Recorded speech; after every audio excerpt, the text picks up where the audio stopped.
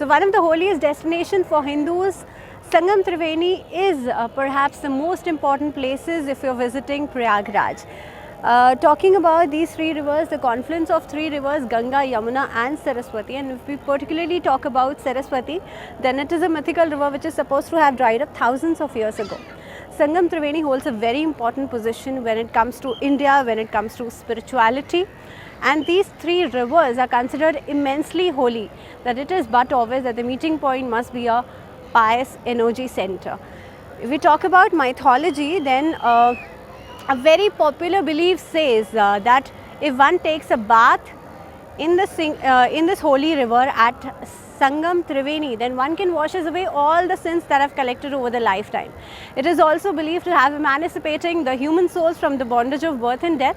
And what I feel is that even if you choose to ignore these faiths or these beliefs, there are ample reasons for you to visit Triveni Sangam. If shortly you are planning a trip to Prayagraj, then it's a must come to Triveni Sangam. I would suggest you to take a boat ride at the confluence point where these two rivers meet, and you can see the clear difference between the waters. The Ganga water is much clearer and the Yamuna water is greenish in color.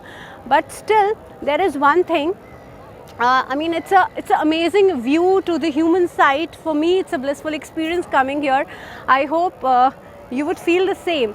But if you want to know more about Sangam Triveni and why this place is called Triveni, because as I have said that Saraswati Nadi or Saraswati River is a mythical river here, then why this place is called Triveni?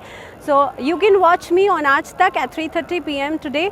Till then, till now, here's me Bhavna signing off from Triveni. Namaskar.